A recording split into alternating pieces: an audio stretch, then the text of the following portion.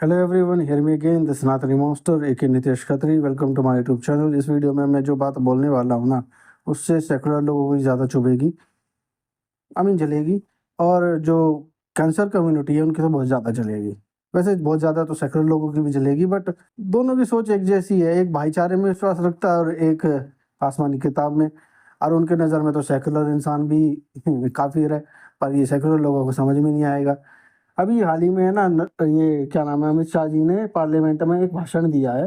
मानने वाले देश धर्मशाला नहीं है। जो चाहे जिस उद्देश्य से चाहे यहाँ आकर रह जाएगा, ऐसा नहीं होगा। कानूनी तरीके से देश के अंदर अपने देश को और हमारे देश को समृद्ध करने कोई आता है तो इसका स्वागत है, मगर सुरक्षा के लिए खतरा है, उसको रोकने का प्रावधान करने का हमारी संसद का अधिकार भी है। घुसपैठियों को अमित शाह ने सांसद से चेतावनी दे दी है कि इस देश से जल्दी निकल जाओ वरना कड़े कदम उठाए जाएंगे। और सबसे पहले नंबर पर है बांग्लादेशी घुसपैठी। बात तो सही कही अमित शाह जी ने, पर मुझे एक बात बताओ, इतना सब कुछ केसेस आ चुका है, इतने कारनामे इनकी तरफ से हो चुके हैं, उसके बावजूद भी आप इनको भारत देश में रखना चाहते हो।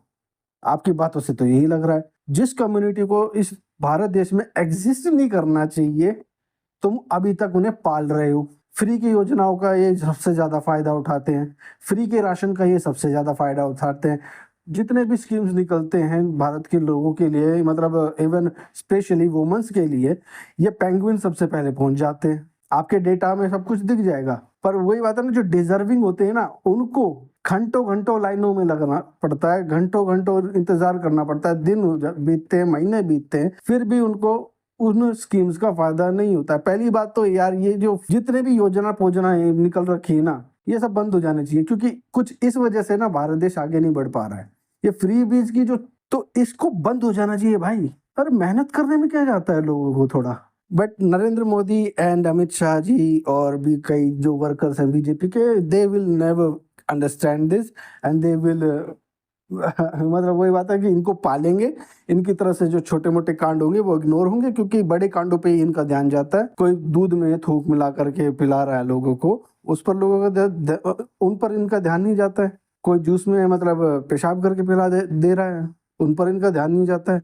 कोई गटर के पानी में सब्जी धो करके लोगों को बेच रहा है, उस पर किसी का ध्यान नहीं जाता है। जाता तो कुछ इन्फ्लुएंसर्स का जाता है, कुछ आम लोगों का जाता है, जो वीडियो बना लेते हैं और सोशल मीडिया पे डाल देते हैं। मैं देखो देखो मुसलमान ऐसा होता है। अरे पहली बात तो मुझे ऐसे लोगों पर भी बहुत ज्यादा गुस्सा आता है।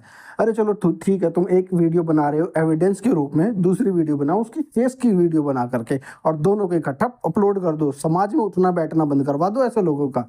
इतना टाइम कहाँ है लोगों के पास। माना तुम्हें लड़ना नहीं आता है, तुम्हें मतलब रंगदारी नहीं करनी आती है, कम से कम 10-15 लोगों को इकट्ठा करो, 20-25 10-15 लोगों को इकट्ठा करो और उन्हें दिखाओ ये बंदा है, चलो इसकी फेस वीडियो भी बनानी है। अकेला जाऊंगा तो ये अपने इकट्ठा कर लेगा, तो बैटरीज ग्रुप बना करके जाओ, फेस वीडियो भी बनाओ और अपलोड कर दो। समाज में उठना बैठना बंद हो जाएगा, नाम ज्यादा खराब होगा। ऐसे लोग ऐसे रुकेंगे, क्योंकि संविधान तो इनके लिए मजाक है। पर इनका मेन सोल्यूशन मेरे पास है, जो मैं 3-4 साल से बोलता आ रहा हूँ कि इन जितने भी ये मुसलमान है ना, इस भारत देश से निकल जाए ना, वही फायदा, वही प्रॉफिट करेगा भारत देश को।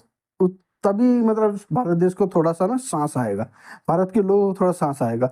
क्योंकि जितने भी ये मुस्लिम्स हैं, जितने भी ये कैंसर कम्युनिटी हैं, इनका कोई एग्जिस्टेंस ही नहीं है इस भारत देश में, तो इन यहाँ पर इनका रहने का कोई मतलब ही नहीं है। बट नहीं, राजनीतिक लोग क्या करेंगे, इन्हें रखेंगे, पालेंगे, वोट बैंक की तरह यूज करेंगे, फिर चाहे वो मोदी हो या राहुल गांधी हो। मेन किस्सा ये है। वरना 2014 के इलेक्शंस के बाद ना इनका मतलब कर देना था, इनका देश निकाला कर देना चाहिए था, कहीं कुछ और समझ जाओ। पर नहीं, वोट बैंक की राजनीति पे थोड़ा घटा जाएगा ना, फिर चाहे वो सीजेपी हो, सीजेपी कोई पार्टी नहीं, सॉरी मैं भूल गया था। हाँ, सीजेपी से मुझे कुछ याद आया, अभी ये हंगर स्ट्राइक चल रही है ना, तो इस हंगर स्ट्राइक में मेन मोटो क्या होता है? ऑफ कोर्स स्टूडेंट्स के लिए प्रोटेस्ट हो रहा है ना ये, तो इस स्टूडेंट प्रोटेस्ट में जो हिंदू हेटर हैं वो भी ज्वाइन कर रहे हैं, जो देशद्रोही हैं, जो देश से नफरत करते हैं वो भी ज्वाइन कर रहे हैं, फालतू के मुद्दे उठा रहे हैं, आजादी के नारे लग रहे हैं। और मजे की बात, इस हंगर स्ट्राइक में सिर्फ एक अकेला इंसान ही भूख हड़ताल पे लगा पड़ा, बाकी सब ठूस ठूस के खा रहे हैं। सोनम वांगचुक की तो अब मुझे दया आने लगी है। बेचारे वो कब से अनशन पे बैठे हैं और लोग उनके सामने खाना ठूस रहे हैं। भाई रायतो भी है, मटर पनीर भी है, चाप भी है, चावल सलाद है। कि आप लोग क्या करते हैं, आप लोग यहाँ ठूस ठूस के खाना खाते हैं, वो मुझे थोड़ा दुखद लगता है। कहीं सोनम वांगचुक का निशाना दिप्के तो नहीं था? बहुत भूख लगी है, अभी जल्द बैठो। सुबह से परेशान हो रहे हो, अब क्या कर सकते हैं। अभिजीत दिप्के को पूछा गया कि भाई आप अनशन क्यों नहीं कर रहे, तो उन्होंने कहा कि नहीं, सोनम वांगचुक को एक्सपीरियंस है तो ये वही करेंगी। सोनम सर जो है उनको भूख हड़ताल का एक्सपीरियंस है, तो वो अपने आप को संभाल सकते हैं। बच्चों की सेहत के लिए मुझे थोड़ी टेंशन हो रही है। हद तो विजेता दहिया ने कर दी। जब उसे पूछा कि अगर सरकार रिस्पॉन्ड ना करे तो आगे क्या, तो भाई ने ये जवाब दिया। तो भूख हड़ताल पे बैठे हैं 1 महीने तो पॉसिबल नहीं होगा ऑब्वियसली, जितना मर जाएंगे। मतलब the morbid truth is that मर जाएंगे। प्रोफेसर जीडी अग्रवाल मर गए थे। शर्म कर ले भाई अभिजीत, शर्म कर ले। अगर कल को वो मर गया ना, वो बुढ़ा, उसका इल्जाम तेरे सर आएगा।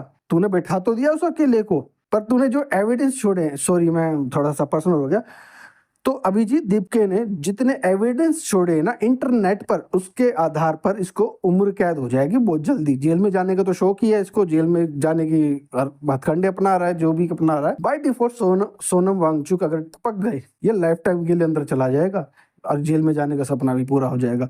इतने मंदबुद्धि लोग मैंने आज तक जिंदगी में कभी नहीं देखे, दिमाग यूज करना जानते ही नहीं है। खासतौर पे जो सेकुलर लोग हैं, बुरा मत मानना, दिमाग नहीं होता आप में, किसी की भी बातों में आ जाते हो। कोई भरतनाट्यम करके चला जाए तो उसकी भी बातों में आ जाते हो। क्यों? फैक्ट चेक करनी नहीं आती, गूगल सर्च करना नहीं आता, प्रॉम्प्ट डालना नहीं आता चैट जीपीटी में कि सच का कुछ पता लग जाए। अब तो एक एआई लॉन्च हो चुका है, आपको मतलब बस आपका जो डाउट्स है वो डालना है, सर्च करना है, बाकी उससे रिलेटेड आ जाएंगे फैक्ट्स वगैरह।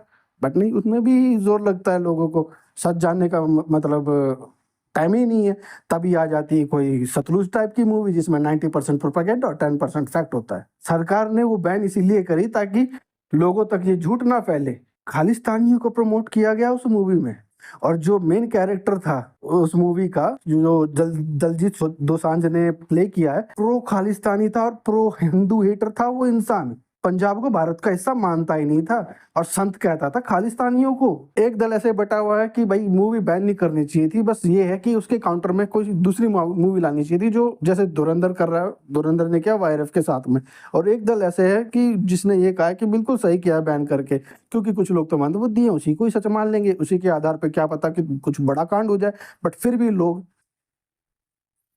मैं पहले वीडियो बनाने की सोच रहा था और मैंने बाकायदा मैंने वॉइस भी रिकॉर्ड कर लिया था, पर वही बात है ना कि यार मेरी वीडियो इतनी पुश नहीं होती लोगों में। तो एक लड़की है स्वान्या करके, उसने बनाई थी एकदम परफेक्ट डिटेल्ड वाइज, तो मैंने वो वीडियो जो है अपनी स्टोरी में पोस्ट कर दी, आई मीन कम्युनिटी पोस्ट में उसका लिंक डाल दिया ताकि लोगों को पता चल सके। तो अभी भी है, जाकर के देख सकते हो कि आखिर क्या सच्चाई है सतलुज की और कितना झूठ है कितना सच है।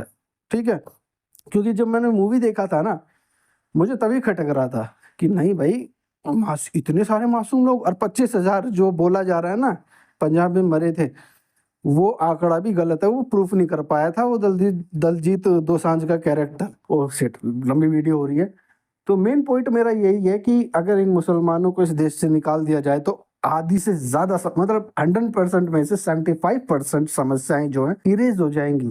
और रही बात वेस्ट बंगाल का कॉन्टेस्ट देने आओगे कमेंट सेक्शन में कि वेस्ट बंगाल में तो वो हिंदू था, भाई मैं क्रिमिनल की नजर से देखता हूँ। उसके साथ जो, उस व्यक्ति के साथ जो हुआ एकदम सही हुआ। ग्रेपिस्ट को मार देना चाहिए, फर्क नहीं पड़ता क्या मतलब धर्म है क्या जाति है, गलत करेगा तो सजा पाएगा। और ना मैं जेंडर देखता हूँ, सिया ने जो किया एकदम गलत किया, वो भी डिजर्व करती है टीका लगवाना।